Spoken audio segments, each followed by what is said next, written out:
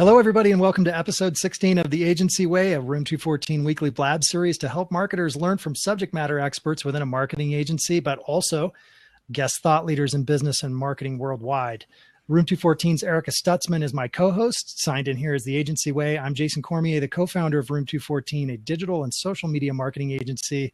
Today's featured guest is Brian Carter, who is a #1 best-selling author. He's a keynote speaker. He's a marketing consultant for top-performing organizations, the kind that look to improve their digital marketing, their social media, and their sales. Brian's clients have included Microsoft, NBC Universal, the U.S. Army, the World Health Organization. The list goes on. Some of his books include The Like Economy, LinkedIn for Business, and Facebook Marketing. Wow, Brian, welcome to the show, man. Hey, Jason. Thanks for having me. Thanks, Erica. Good to be here. Awesome.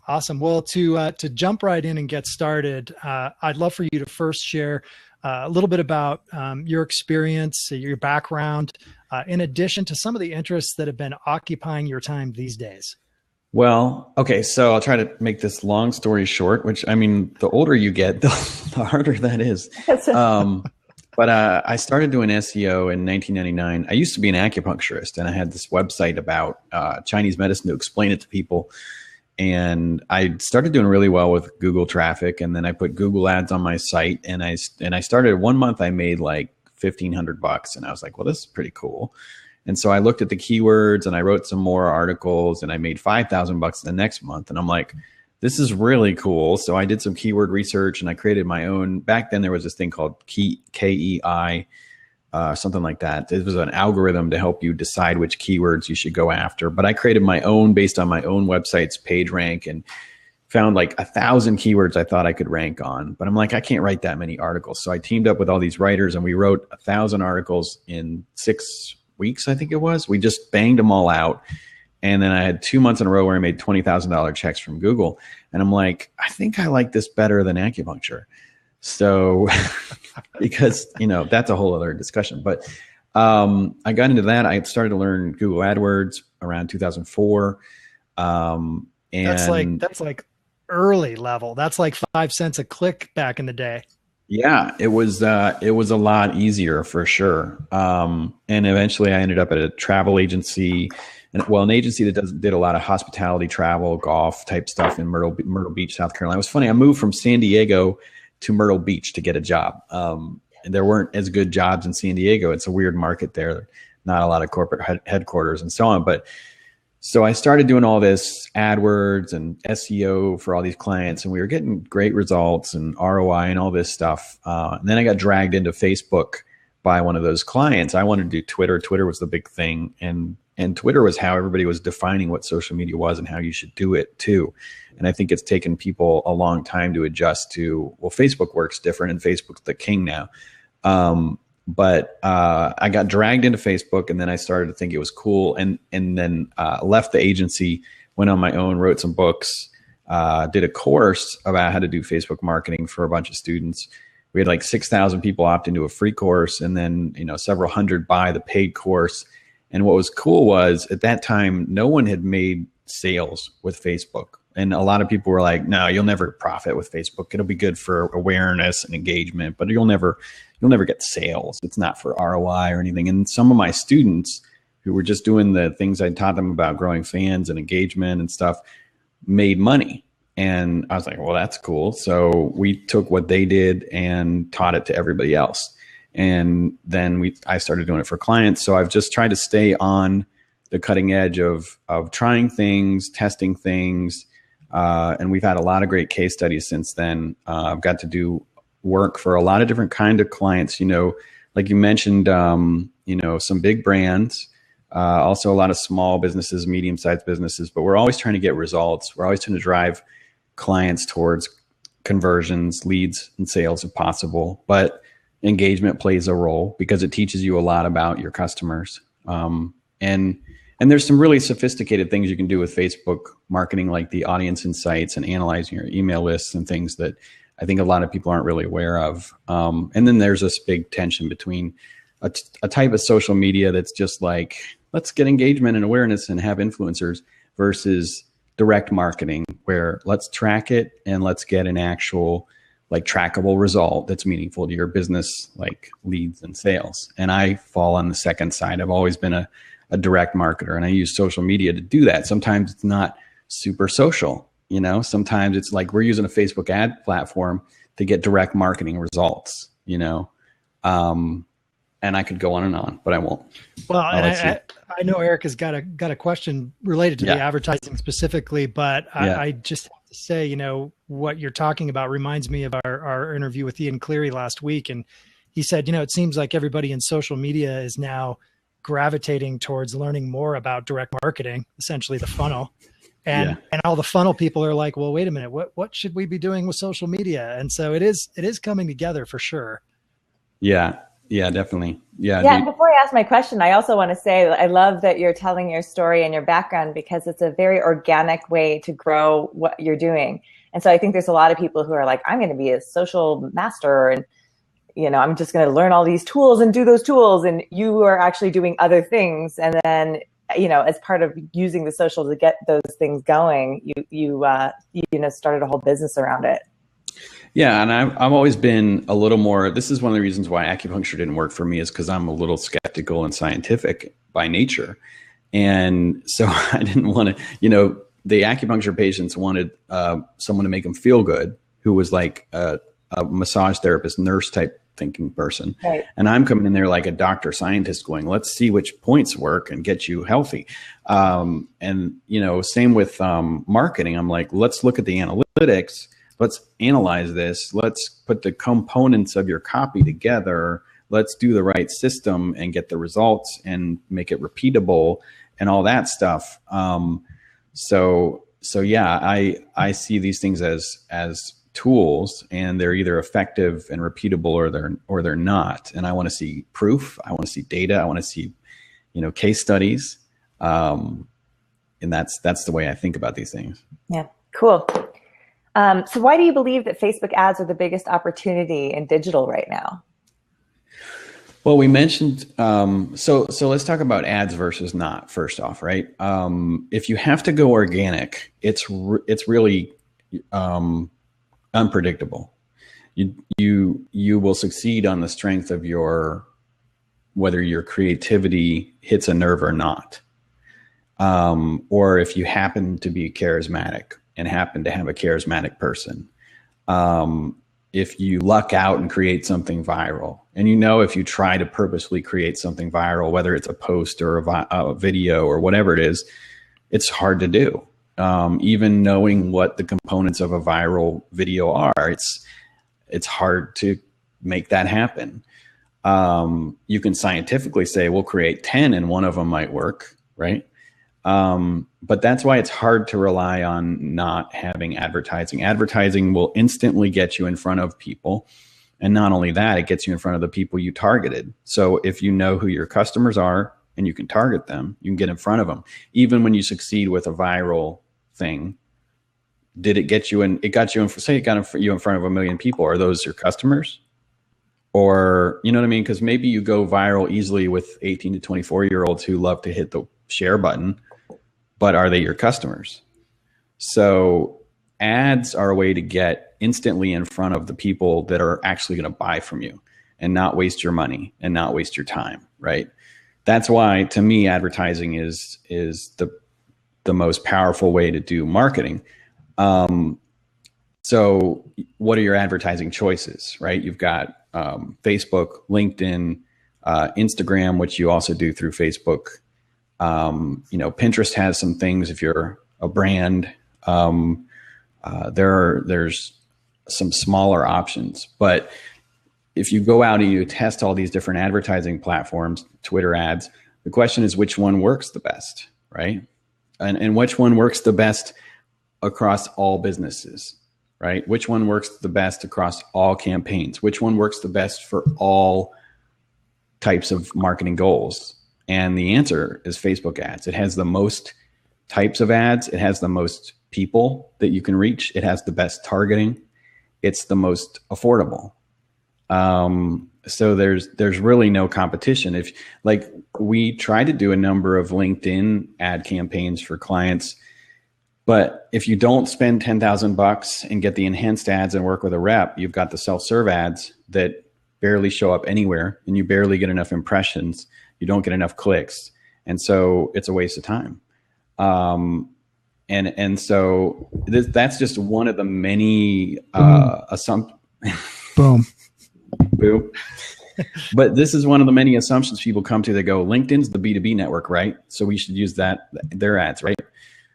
In practice, no. In practice, you can also target people with Facebook ads by job title, employer, company size, and other B2B targeting criteria. So you try that and you're like, oh, wow, we actually reached those people. They actually clicked. They actually downloaded our white paper. Wow, Facebook ads worked. LinkedIn ads didn't work. Okay. And what baffles me about LinkedIn is why it's been that way for 4 years and hasn't changed. Okay. Like, why aren't they making it better? So that's a question for, their management. So real quick, Brian, too, just touching on Facebook posts, the organic route without advertising. I'm going to show a visual aid to our audience, and maybe you'll pick up on what the meaning of this visual aid is. Here's a test, Brian. Organic Facebook posting. What does this mean? Do you know? Anything come to mind? I'll give you a clue. It's the number one. Not coming through. Okay. You're the Riddler now. I have no idea what you're talking about. Okay. I'm going to say 1%. So if I say 1%, what does that mean to you? Yeah. Oh, for Facebook organic posting? Yeah. Well, your engagement rate should be at least 1%. Well, I'm going to say that the amount of people that actually see your post. Oh yeah. If you don't advertise. Yeah. I saw a stat recently that was like 2.6% average.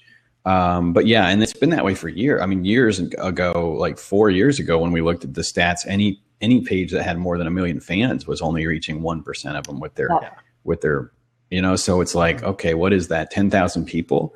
I don't care. You have 1 million fans. Your post is reaching 10,000 people. 1% are interacting. 100 people liked your post. Like, who cares that you have 1 million fans? That's stupid. Right. That's the 14-year-old speaking. Well, but to your point, you really have to advertise. You have to. Yeah, it was. You have to. I used to be in the nonprofit world, and it was really interesting to watch what happened because we had a really high level of engagement, and then when that all changed, nonprofits aren't going to spend money on advertising because of a lot of reasons.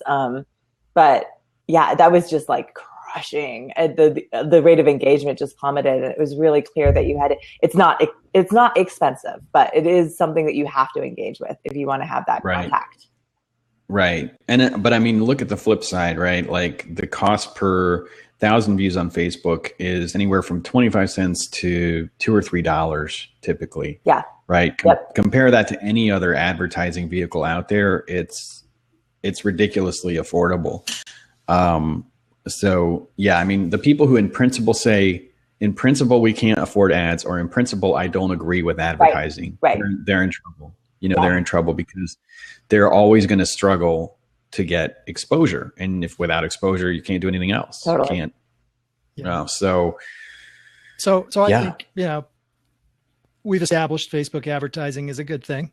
It's basically something that should be done. Based on that, what can you tell us about, let's just talk about, let's say people are on board with that. What are the biggest mistakes that they most commonly make when it comes to Facebook ads? Yeah, it's funny. I'm actually writing a new post right now that's like, in 2016, what are the 10 biggest mistakes people make? So let me list off 10 and you can just tell me which ones you want to talk about. How about that? Cool. All right. So insufficient ad testing budget, creating the wrong type of ads. Let's talk about that one. Oh yeah. That was fast. Just real quick. Well, I mean, so the toughest question to answer for me when I get a new client and I'm on the phone and they're like, yeah, we want to do this. And then they're like, so how much should I spend? That's the toughest question to answer. Mm-hmm. I'm always like, okay, well, if we're going for leads or we're going for sales, I wish we knew what our cost per lead or cost per sales goal. We could just multiply that by how many leads or sales do you want? But we're not going to know what it's going to be in the first month, it's not going to be as good as it will be in month 3, because we're going to get better and better. This is a testing process. We're going to find out which ads and targets work or don't work, right? So we could go, let's say, just for example, from a $20 lead down to a $5 lead, or down to a $2 lead after 6 months, right? But we don't know what it's going to be in the beginning. So basically, we need enough money to be able to run a bunch of tests to be able to find what's going to work. So, I always tell people you should run at least $1,000 a month, right? And then there are people who are spending $500 or $1,000 a day, and we're talking small business, medium-sized business. Obviously, if you're Fortune 500, you can have much bigger budgets, but it might just be one project, one campaign within a Fortune 500 company. And so it can be a similar budget. It's like, what's the actual, is it an $8,000 spend? Is it a $20,000 spend? What is it? And so you just have to apportion a certain amount of that spend.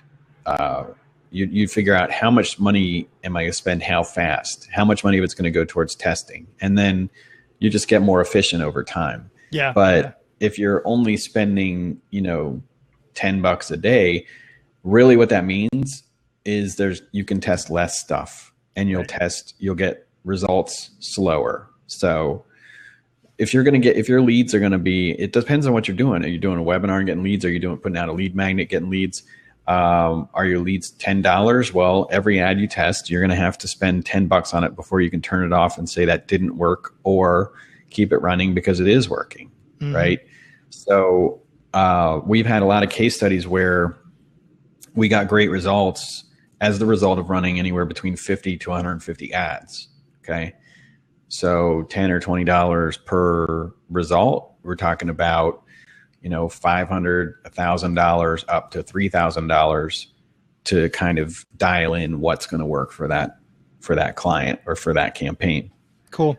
So for those of you that just joined or wondering what the heck we're talking about, Brian's getting ready to go through the top 10 list of common mistakes with Facebook advertising. I cut him off at number 1, which was not having a reasonable budget to actually do testing. And I'll just say, I'm glad you brought up specifically $1,000 because that's a pretty common answer that we say. Oftentimes we consider that first month of Facebook advertising, even if it's for an existing client that already has campaigns but's trying to do something new on Facebook, we say, look, consider that first month kind of paid for research. Get in there with $1,000, figure out what works and what doesn't, and then from there go forward. So anyway, I'll let you continue your list. Yeah, and it is a good way to think of it as a pilot or a test, to a discovery thing. So number 2, and actually these are starting with like the more technical, whatever, going down and the last ones I'm going to give are the biggest problems. So you're saving the best for last, or? I'm saving the biggest strategic problems for last. Okay. Creating the wrong ad type. And I'm talking about boosting versus website conversion ads versus website traffic ads, etc. Not creating enough ads is number 3. Putting too many ads into one ad set is number 4. Not installing conversion tracking properly, testing it ahead of time, number 5. Number 6 is pushing on what you want rather than following the customer's lead. Okay. Number 7 is bad copywriting. Number 8, actually, maybe I have 11 here, is not split testing your landing pages. Next, we've got too many steps in the process before the customer converts. And second to last, we've got custom programming and generally reinventing the wheel. And then the biggest reason that'll cripple your ad campaign is you're offering something that nobody wants. That's a good one. Yeah. So some of the things you brought up here too relate to maybe not just the ad itself, but actually where you're driving the ad. So, you talk about landing pages, split testing landing pages, copywriting. So maybe you can talk a little bit about, I guess, there's kind of 2 ways you can approach this. One is the structure of the ad itself. And then the other ultimately is where you're driving the ad. Yeah. Just talk about that. What your magic formula is, Brian. Well, I mean, so it's always goal driven, right? So it depends on what kind of ad it is, right?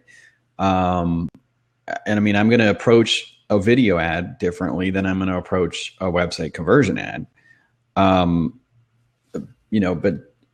so I'm going to write different copy, for each of those things. But if we're going to talk about either lead gen or sales, so I've got a course called the Social Marketing Profit System. And one of the parts of that course is about figuring out what needs to go into your copywriting. And my metaphor for it is there's a bunch of like atoms that need to come together to form molecules. So it's like, what are the elements of copywriting that come together to form the phrases that'll get people to take action? And those are things like benefits and your unique selling proposition and other things. So I've got like 15 or 20 of those things that we try to get from our clients. When we get a new client, we send them this questionnaire. And that's when we find out that a lot of our clients don't know the basic things they need to know about what they sell in order to sell it well. They don't. And some of those questions are about their customer too. Who is your best customer? And sometimes we have to help them discover who that is. I mentioned earlier, Facebook Audience Insights.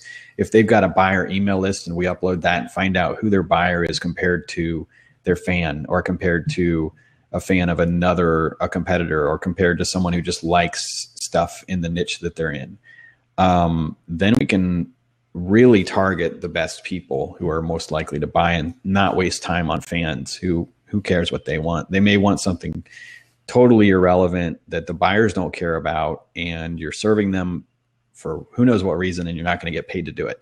So fans could take you off track potentially. Right.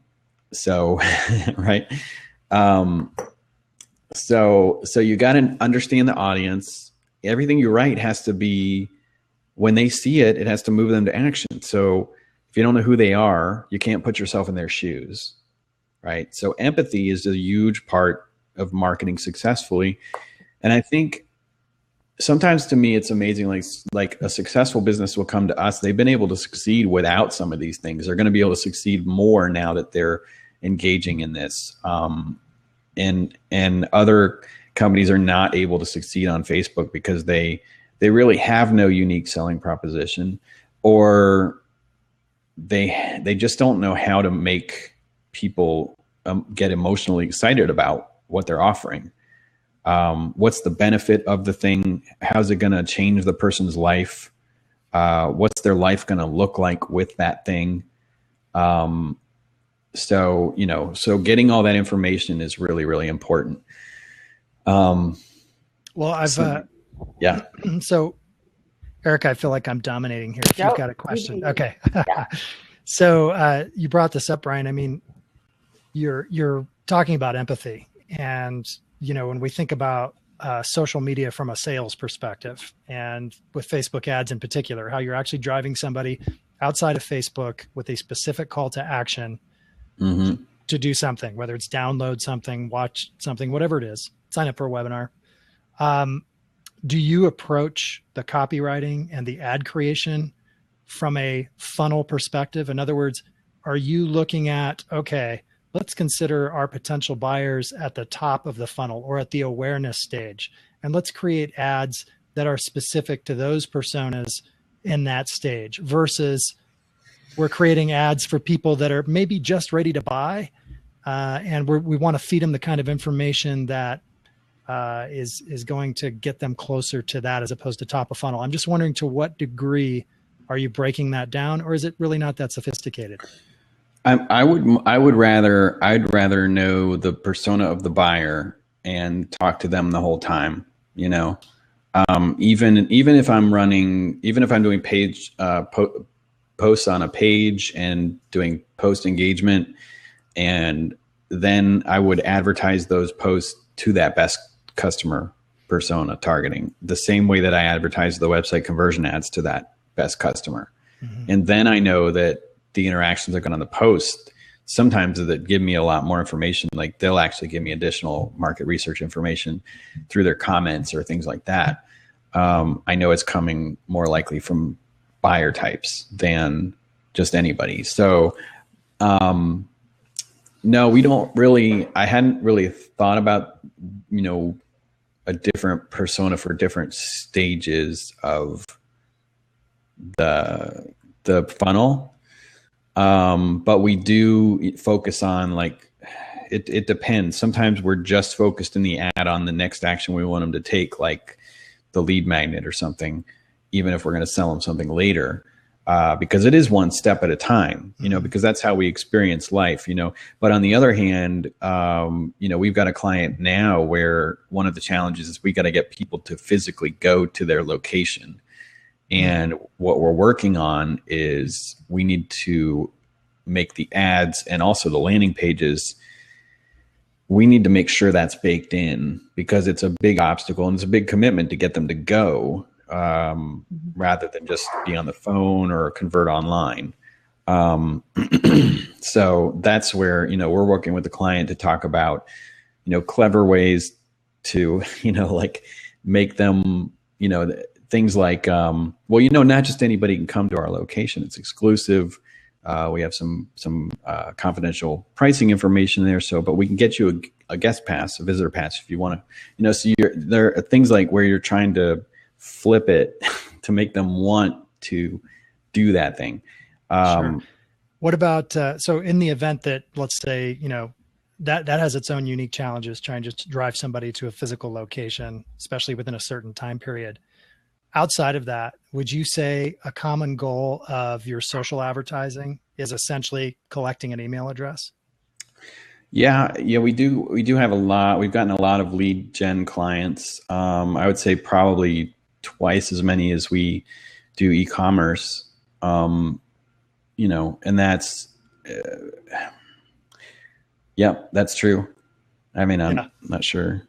Well, and the reason I bring it up is because, if you follow the Content Marketing Institute, Joe Polizzi, that's really his big push. He's saying, look, guys, at the end of the day, the value of social media from a sales perspective is getting the email address. That remains your number one channel, your number one opportunity to build a customer base you can actually sell to. So whether you agree with that or not, it depends on your business. I mean, we had a client who was a pizza delivery chain and we got them a 2,200% e-commerce ROI from Facebook ads. So it depends on what you're selling and, where you're sending them. If you're a service business, it depends on how you sell. Right. If you're selling really expensive things, maybe you do need to get on the phone. Maybe you do need a lead. Right. And it has to fit into your business model. We've got clients like if we got a moving client and they basically people will call them on the phone about the move, or submit the email form, and that's how their business works. We plug into that and get them the lead. So, but I don't think it is not. That's a great, absolute thought leader-ish kind of thing to say, but it depends on your business in reality. And there's that. I think it's not true to say that social media or Facebook ads don't do e-commerce, because they do. Mm-hmm. Cool. Eric, I'm going to let you chime in here since I've just been hogging all of Brian's time. I think it's great. I'm so interested. We talked a little bit about your background and how you grew your social expertise in a really organic way, but how do you work your sort of comedy and improv background into what you do today? Comedy and improv. Okay. Yeah. And people have asked me about that. Like, so people are like, how is it that you do comedy and marketing? What's up? And I say, well, to me, they're both results focused, right? Like the direct marketing thing, I know, I want to see conversions, and I get frustrated if there aren't conversions. I don't like it. If I go to do stand up and nobody laughs at my joke, I don't like it. So it's laughs, right? And every new thing I've ever done, I learned this from my mom. I buy 10 books and read them, on that topic, right? So when I started doing stand up in 2006, I read 10 or 12 books on stand up, and I Googled it and I found this guy. There's a guy who has an application you can download to take the recordings of your stand-up sets, upload them, and it'll count the laughs per minute, like the amount of time the audience is laughing versus you're talking. The ratio of them laughing versus you talking should be high. You should not be talking the whole time and them not laughing. That's bad, right? So there's a metric, laughs per minute. And as a marketer, I'm like, oh, cool. I got a metric I can optimize. I'm going to optimize for that. So you should see, I don't know if I still have them, but I used to have Excel spreadsheets of my jokes. How long is each joke? What type of joke is it? And then I'd have a column for every single show I'd done it at. And I would listen to the recordings and I would rate the laughter scale 1 to 10 for each joke. Okay, well, this joke is consistently a 7 with laughter. This joke, no. This, okay, this type of audience likes this. Okay, and then I would go, okay, this joke uses body language and moving. This one's just verbal. And so I would like, okay, the set needs to have variety to it. So I'm gonna do a verbal, and then I'm gonna do a moving one, and then I'm gonna, so that so I intentionally structured all that stuff very analytically, and because of that, I would get comments from other comedians. They're like, well, it must be nice to be getting all those laughs after 6 weeks in comedy, or after like 6 months, I had 20 minutes I could do a 20-minute set and get a lot of laughs, where, the standard was back when the HBO hour-long stand-up special was that it took comedians 5 years to get an hour of material.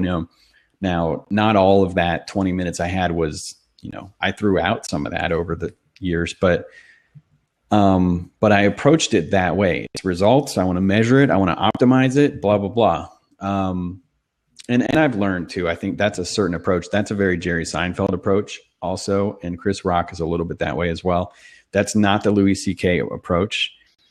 There's a writing on stage approach. And I went and I did improv as well, where you learn, more free. It's like it's not analytical. It's more intuitive. It's more from your gut, etc. And for me, so like Twitter and stand-up joke writing, especially those one-liners, they really teach you how to write really powerful short things. And you have to do that in copywriting, right? Really powerful short pieces of copy. And so your word choice is really important. And so to me, it's very similar to say, okay, I learned things about copywriting, like let's use the word you a lot. In comedy, there are things like the rule of 3, and pastors use the rule of 3 differently than comedians do. And can I apply that in copy? And so there's all these different things that I've learned and tried to apply it to copywriting. But also when it comes to Facebook posts, one of the things that works really well is humor. So I can caption photos and then I tie them into the sales message of the company, right? So I think when it comes to getting engagement in social media, and also whether it's an ad or not, you have to grab attention first. And so, understand the other thing about comedy that helps with marketing is that people won't laugh at something they don't understand or relate to. And so to get a laugh, you first have to get people to relate to you.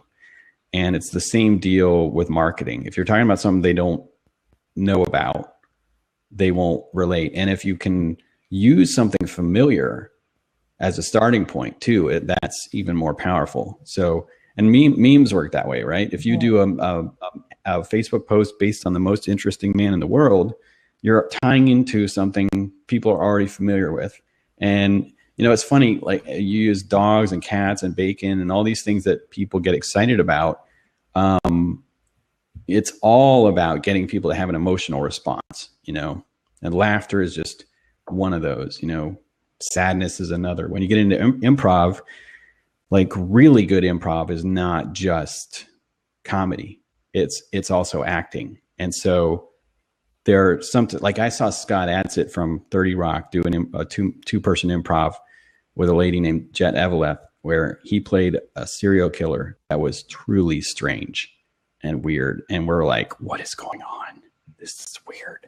But all that stuff, like, to me, having some experience with actual art makes you a better marketer. You know, and with video too, it's a big deal. So you have to have a sense of timing and what do people like and all that stuff. So doing performance helps you learn how to create stuff people like more. It's timing, but it's also a sense of adventure, like thinking about things coming in from a different angle. And I think that a lot of marketers, especially on social platforms where there's, oh, well, that was successful, so I'm going to go do that one thing. I think your background of being an actor and being a comedian and all of those things is like, how do you come at this from a totally different angle that would be just completely unusual and would spark some interest? It's like the power of new, you know. I mean, I don't know if there's a book called that. That'd be a good book, right? The power of new, you know, like when people laugh, sometimes people laugh. Like one thing I read was that it's because a new connection is formed in the brain. You put two things together that don't belong together, clash of context or something like that. Dopamine's released in the brain. When people see something unexpected, or like, you know, a pirate in the boardroom, it doesn't belong there, and they're like, what is this? You know, you got their attention. And that you're doing that in comedy.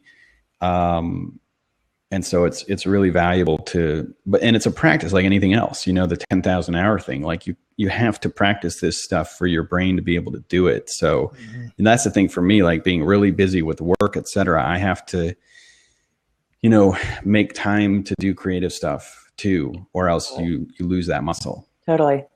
So we have a good question here from Bill. Since there are so many people who use Facebook with their mobile apps, is there better engagement for lead gen when the content is video over just sort of copy and paid advertising? Yeah, that's a great question. I mean, the short answer is always test. You know, we test, like when we do a website conversion ad for leads or a lead ad, you can have image or video creative, right? Obviously, videos take more time to create. And the maddening thing is that often the image works better. Mm-hmm. So the funny thing about images and so I think people get so excited about video. But here are some of the weaknesses of video are: how many seconds do you have to pay attention to it before it works on you? Because an image is grasped by the mind within 3 to 5 seconds. Okay. It's had its effect. Bam. The video, how long is your video? If it's 30 seconds and that's considered short, you better look at your video stats and see how many people are watching the video that long, because I guarantee you're going to be surprised how little of your video people are watching. Yeah. A video view in Facebook is 3 seconds. So when you look at, before you dive deeper into the customized columns available in the Facebook ad dashboard, if you assume that 1,000 video views means people viewed your entire video, you're wrong. It's 3 seconds. Hmm. So look at the average duration of seconds people viewed your video for. Sometimes it's, you know, it sucks. Like I put out a video I absolutely love. I loved it. I thought it would be great. It's less than a minute. And I just looked at the stats today, and on average, people were watching 11 seconds. So I'm mad, you know. Now, but the thing is that some people are going to watch the whole thing, and that's the way everything is in digital marketing. Of the people who saw it, some of those people are going to love it, right? Mm-hmm. Some people won't, but 100% of people will not watch 100% of your video. So this is the problem with video. Are you putting the most important stuff at the beginning? Because what if they only watch 10 seconds? So you have to test it. Let's go back to that. You've got to test an image versus a video in your ad and see which one converts best. But that's the weakness of video. Yeah, I mean, to that point, even Sean Puri, the CEO of Blab, is basically out there saying, look, the paradigm shift needs to happen with video. So in other words, we're all conditioned to look at views as the ultimate metric. And he's saying, no, you got to think about, more importantly, the amount of time people are actually paying attention to content in a video. And I don't think, I don't know about the Blab metric. What metrics do you get in Blab? I know in Facebook Live video, I don't think you get to see. Do you get to see how long people watched it? No, on not average? yet, not yet. And I'm Yeah. pretty sure that's where they're going, especially Mhm. given what Sean says about it. Right now they're conforming to, number of views, which it is a metric, but yeah, Yeah.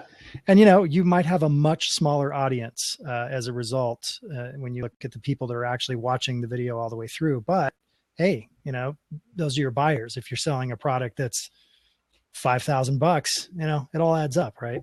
So Yeah, that's the tough thing is that if you have a bigger impact with video and only 10 people watch it, but one of those people pays you $10,000, that's a big deal, right? Because you could create 100 images in the time it took you to create that video, but if the images don't have the impact, so obviously you got to test it and measure it. So same deal there for that question about the book advertisement there. Should it have a trailer or image? I would create both and test which one works the best. Whichever one works the best is one you keep putting the ad spend towards. Mm-hmm.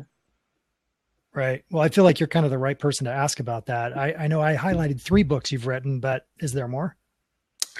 I've done 2 Facebook books, a LinkedIn book, Cowbell Principle, and I don't tell most people about this, but I co-authored a book on network marketing. I don't really do anything in that space, but I co-wrote with a guy who does a lot of stuff in that space. So I guess that's actually 5. I'm trying not to write too many books, but I'm not doing a very good job of it. Natural writer. Yeah. Which one for you seems to be hitting the hardest and most successful, I should say?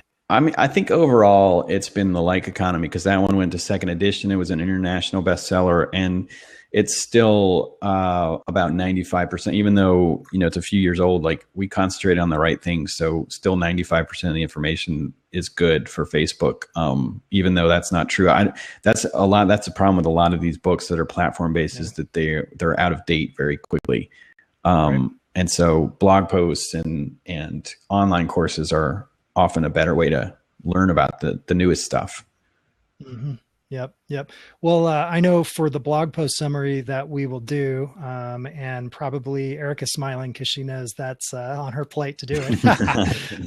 We like to include links, resources. I know, Brian, you mentioned there's a course that you offer, and so I'd love to, include a link to that for our audience, and anything else you want to mention as well before we sign off here.